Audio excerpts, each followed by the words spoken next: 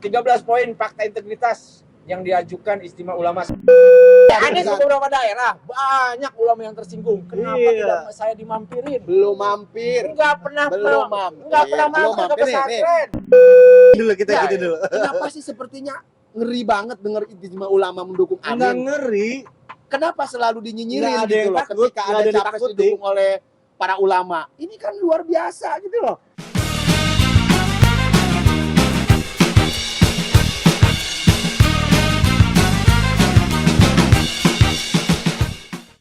Di antara riak Pilpres yang paling menarik ini dengan bermunculannya para tokoh agama. Yang lebih konkret saat ini adalah ulama-ulama. Dan yang lebih dikonkretkan lagi adalah ulama-ulama itu pun secara menegaskan keberpihakannya saat ini. Mulai 2 bulan sebelum Pilpres atau pemilu berlangsung, muncullah berbagai istimewa dengan kelompoknya masing-masing. Salah satu yang paling banyak tersorot saat ini yang terbaru adalah Istimewa Ulama ke pasangan Amin. Ada 13 poin fakta integritas yang diajukan Istimewa Ulama Coba kepada Amin. bacain. Sebelum ke situ, ingat gak 2019 juga ada Istimewa Ulama gitu. Ya, ada. Bahkan 2019 ada. di Jangan penghujung pakai senyum gitu. Kenapa sih maksudnya? bukan, maksudnya Ada istimewa ulama, tapi ternyata yang diistimewakan itu kalah gitu maksudnya. bukan. Artinya Istimewa Ulama itu tidak berpengaruh buat masyarakat. Artinya masyarakat tidak juga mengikuti apa yang sudah dirumuskan sama para ulama gitu. Bukan berarti merendahkan ulama. Artinya Masyarakat mana dulu, Pak Rama? Iya. ya kan bisa dibuktikan dengan hasil pemilihannya. Karena di punya masing kita itu Artinya gini maksudnya bukan maksud gua bentar. Yang harus disorot kita juga pertama tidak bisa melihat satu kasus untuk seluruh kasus atau satu solusi bisa menyelesaikan semua masalah yang ada di Indonesia. Bukan. Karena mereka memiliki kebijakan masing-masing atau ada local wisdom lah ya. Ada kebijakan lokal. Bisa saja loh kayak di Madura, terus di Jawa Timur. Yang kita datang Madura itu mereka patut sekali dengan apa yang disampaikan para ulama. Ya, Jadi maksudnya gini, poinnya mau gue sampaikan bahwa Istimewa Ulama sudah ada, penguatan dari tokoh-tokoh agama juga sudah ada tentang pemilu dan pilpres misalnya. Tapi itu juga tidak didukung dimasifkan di wilayah atau misalnya di skup terkecil di grassroots gitu dengan tokoh-tokoh agama dengan ustadz dan sebagainya. Artinya Istimewa Ulama sudah dibuat tapi tidak diperkuat dengan komponen-komponen di bawahnya. Kan jadi sayang aja. Pertama bahwa kita adalah republik, bukan negara Islam. iya, betul. Tapi kan Indonesia juga dikenal sebagai negara Islam ya. Ayo, dengan penduduk terbesar Jadi umat ini- Muslim gitu ya. Oh gitu. Walaupun misalnya kata pemerintahannya bukan tata pemerintahan Sebelum Islam, gitu. dibacakan yang 13 poin oleh Pak Fatur, maksud saya begini.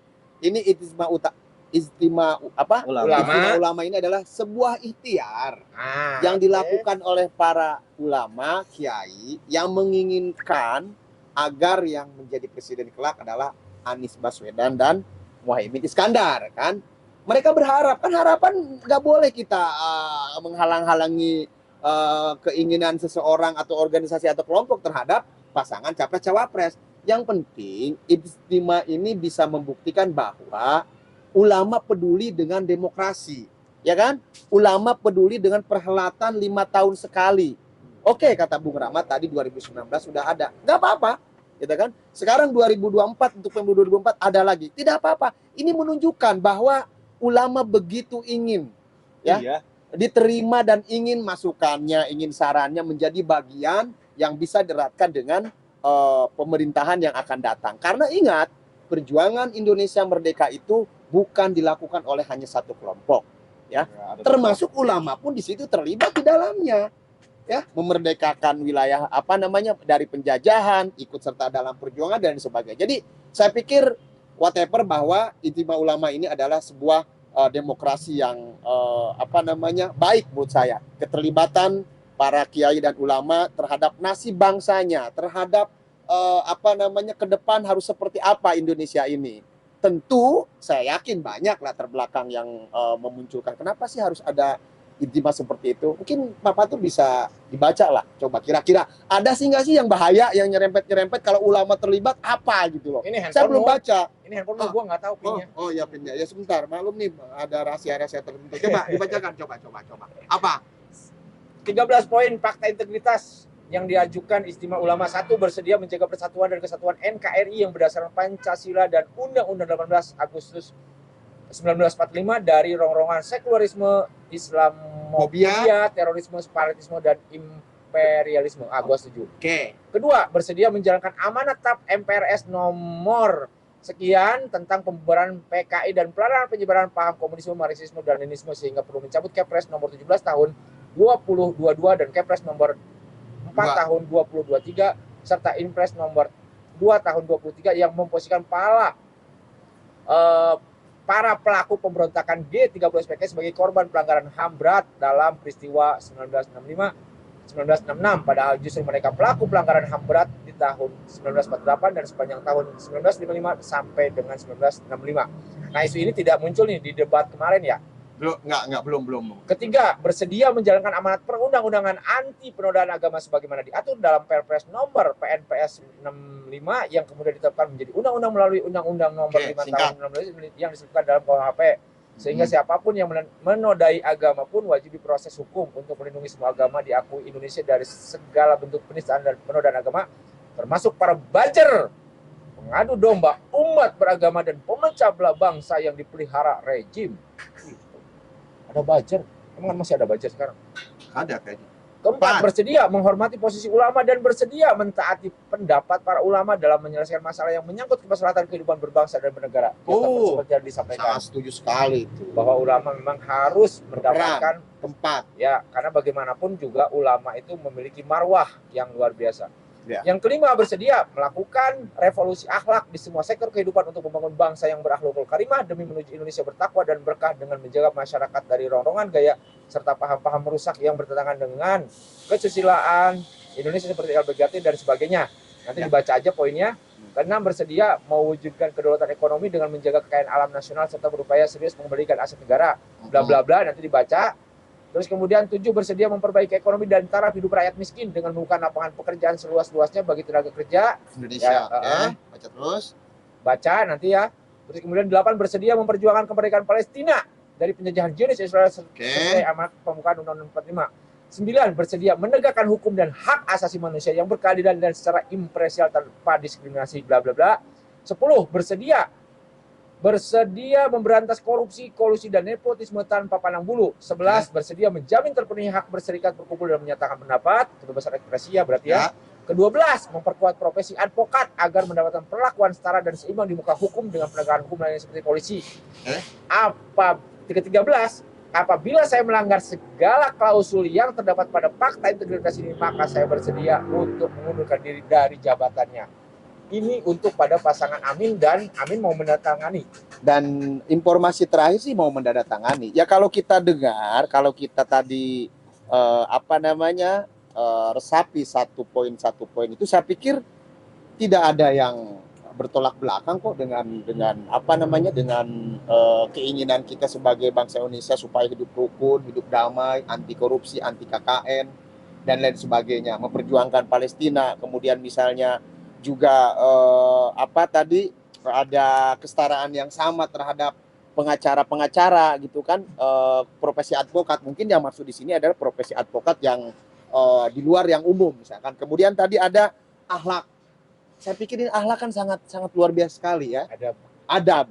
Mungkin Pak Rama atau Pak Patur mengalami ketika sekolah madrasah, kita kan ada pelajaran namanya akidah akhlak. Saya hanya dapatkan di madrasah itu pelajaran akidah akhlak, dan sampai sekarang tetap melekat pelajaran itu, akidah akhlak gitu kan. Saya pikir tidak ada yang salah, dan apa sih yang harus ditakutkan dengan poin-poin ini? Coba menurut Pak Rama dan Pak Patur, apa yang ditakutkan?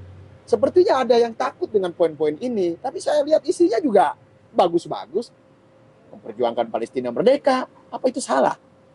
Tidak ada KKN, apa itu salah? Kemudian nggak salah, cuma dihususkan pada satu pasangan calon presiden. Kenapa nggak kepada ketiganya? Atau ada komunikasi yang buntu terhadap Ganjar gitu kan? Terhadap Nggak, sepertinya mereka nggak mau menandatangani ini atau nggak mau terlibat lebih jauh dengan kelompok yang mendeklarasikan ijtima ulama ini. Mungkin saja ya, saya tidak tahu seperti itu. Memang sekarang ini pun pilpres saat ini pun agak unik dan menarik lagi.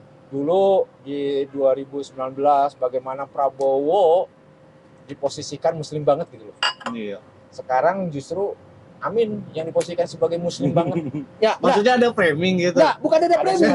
Nggak, kalau dari identitas pribadinya Anies Baswedan dan Muhaimin Iskandar, saya pikir lebih pas gitu loh. Ya. Lebih pas mewakili. Tapi apakah masih berlaku lagi, kita harus kembali lagi ke 2019 yang begitu mengerikan banget kan?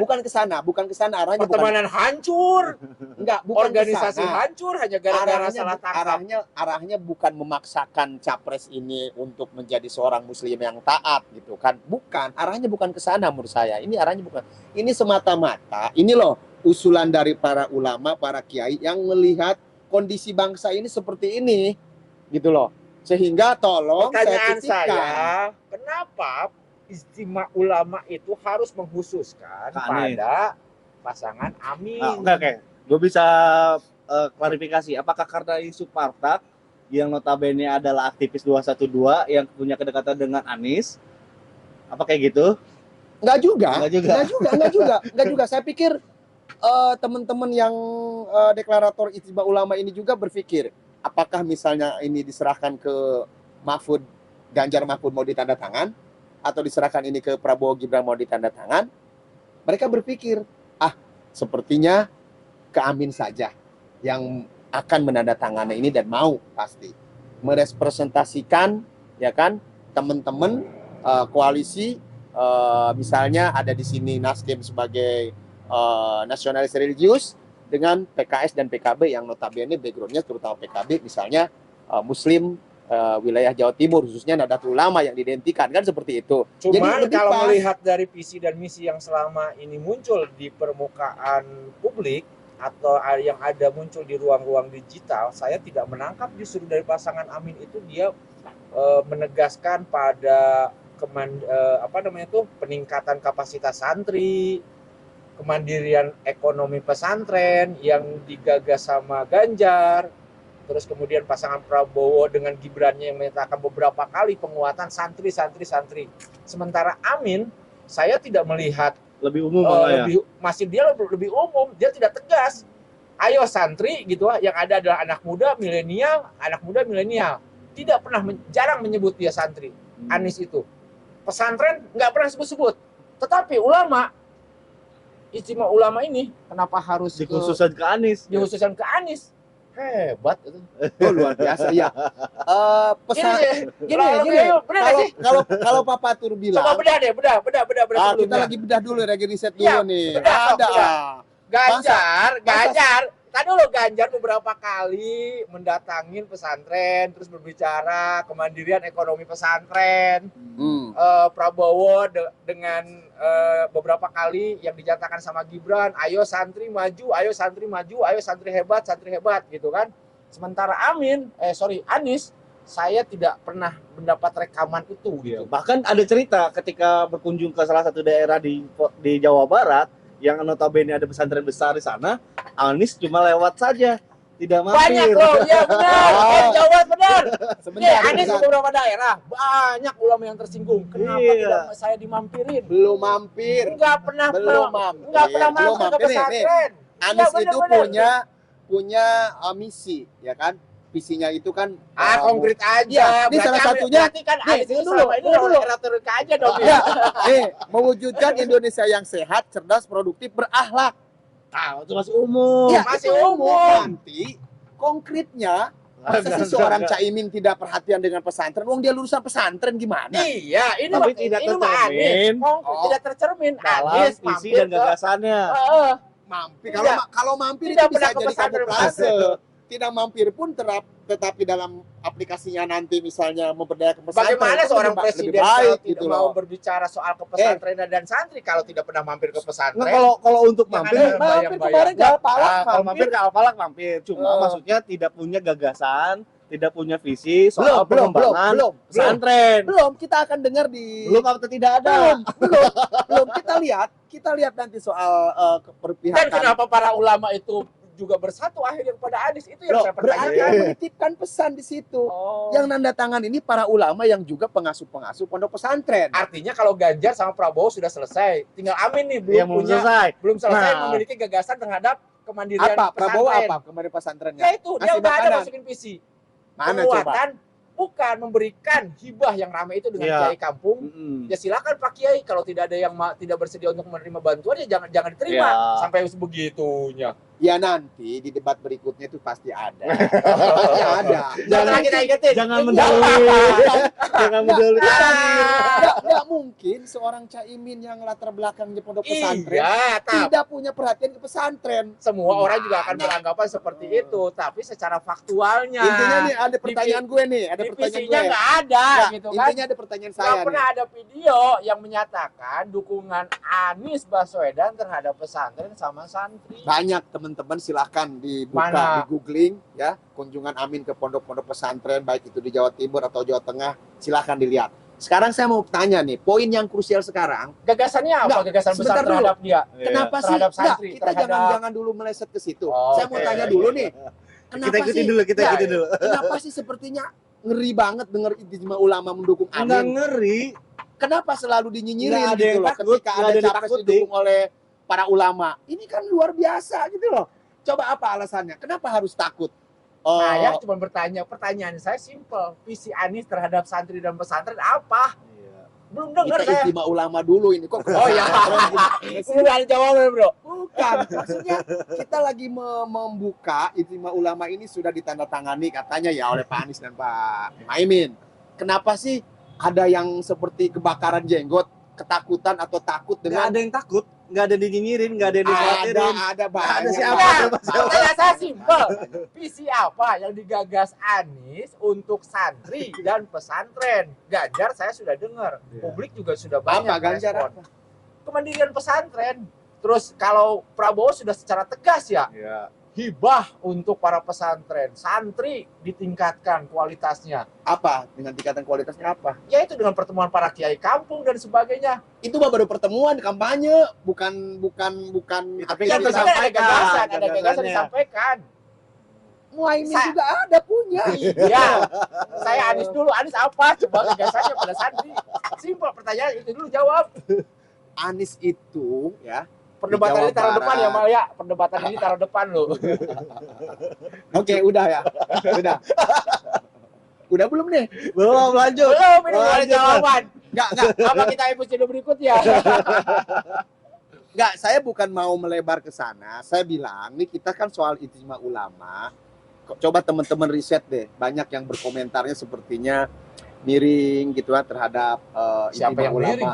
Oh, Enggak, mungkin di riset banyak yang menganggap oh ini kenapa gini-gini, termasuk teman-teman mempertanyakan tadi gitu. Kan saya pikir tidak ada yang salah dan tidak ada yang berbahaya dari poin-poin yang Setuju. Oke. siap ditandatangani itu. Betul, Semuanya untuk Kemaslahatan. kebaikan, untuk kemaslahatan. Inilah kita harus tahu bahwa kiai ini penjaga marwah akhlak manusia ya. Kiai ini adalah sesuatu yang luar biasa. Tanpa mereka di kampung-kampung, di lingkungan-lingkungan Ya. gitu kan, bagaimana kita bisa menjaga ini gitu kan. Artinya ini titipan para ulama, para kiai, tolong dong, ini kami punya aspirasi dan mungkin ini udah berdasarkan hasil istikharah juga. Ya. Kenapa mereka harus memberikan ini misalnya ke Amin? Saya yakin itu melalui proses yang panjang, melalui perjuangan ataupun bukan pertaubatan atau pemikiran yang panjang, ya kan? Sehingga diberikanlah termasuk misalnya Kiai Haji Abdul Somad, Adi Hidayat juga kan sudah menyatakan dukungannya Dukungan. kepada Amin. Kita mau meragukan kapasitas intelektual dan kekiaian seorang Nggak ada yang Kiai Abdul diragukan, Somad. Tidak ada Iya, yang ada diragukan. kan? Yang Maksudnya, diragukan itu mereka ketika aja- mereka bersikap politik. Loh, Politik Kiai harus sama berpolitik. keilmuan berbeda. Kiai harus berpolitik, Enggak, harus terjun ke politik. tidak ada yang diragukan Gitu ketika Ustadz Abdul Somad tadi Hidayat mendukung Anies. Tapi yang diragukan adalah timbal balik yang dilakukan Anies terhadap para kiai, para santri, para pesantren. Oh, kan Tidak ada itu. gagasannya. Kan itu nanti akan 13 poin itu yang mudah-mudahan Amin jadi presiden dan dilantik. itu akan direalisasikan. Apa gagasannya jadi? Masih Balik lagi. umum. Masih Gagasannya umum. apa? Ya, salah satunya itu tadi kan, Nah, mendidik anak-anak yang berakhlak gitu loh. Berakhlak di sini kan berarti punya kelebihan dalam kapasitas inherentnya, dalam jiwanya. Salah satunya tentu pendidikan Islam. Pendidikan Islam itu adanya di mana? Di madrasah dan di pesantren. Meskipun sekarang misalnya di sekolah umum ada, tapi kita lihat tidak begitu banyak. Ya kan, malah jam-jam pelajaran agama misalnya dikurangi dan sebagainya. Saya pikir fokusnya adalah pasti ke sana, ke pesantren. Pesantren menjadi basis penggodokan para generasi muda yang akan menciptakan generasi muda yang Tapi tangguh di luar ke depan. itu ya, ingat gak 2019 itu menjelang detik-detik Ya, pencoblosan, saya nggak ingat. Ustadz Abdul Somad ketemu dengan Prabowo semacam kayak gini ngobrol dua podcast. Ya, Ya, artinya ada penggiringan di sana bahwa Ustadz Abdul Somad meresmikan atau mendukung salah satu paslon. Ya nggak apa-apa. Nah sekarang berubah lagi. berubah. ke Oh nggak Anies. apa-apa. Berarti kan itu demokrasi dan itu hasil dari penjajakan yang lama. Mungkin saja dulu tidak terlalu cocok. Ya kan bisa saja begitu karena mungkin Cocok kok nggak? Karena ngasih mungkin- dukungan, karena nggak mungkin cocok? enggak tidak terlalu cocok gitu, bukan tidak cocok, beda dong. Tidak terlalu cocok atau tidak terlalu pas. Mungkin sekarang lah pasnya. It's time. Sekarang adalah waktunya gitu loh, bahwa Dulu juga gitu, is time ya. No, Mari kita no. dukung Prabowo karena hadapannya dengan Jokowi. Ya, tapi gitu. kan kalau kita lihat maaf gitu kan dari background beliau Pak Prabowo yang TNI tentara gitu kan akan berbeda dong dengan background bisa seorang Anies dan Muhaimin yang juga misalnya pernah mencicipi Nggak dunia bisa pesantren misalnya seperti itu. Tapi Nggak bisa sebenarnya dipersoalkan, bisa profesi dipersepsikan gini nggak? Anies dan Muhaimin adalah santri yang taat atau misalnya manusia yang taat, muslim yang taat. Sementara Prabowo dan Ganjar tidak Itu dengan kata siapa? hadirnya istimewa ulama itu gitu. Enggak. Saya pikir bukan ke sana arahnya. Bukan karena Bukan muslim ke yang sana. taat. Begini kan di situ ada sebuah kritisan nomor berapa atau tidak tahu ya. jangan-jangan memang Anies itu tidak punya gagasan Enggak. sehingga Perlu diperkuat diperkuat dengan istimewa istimewa itu.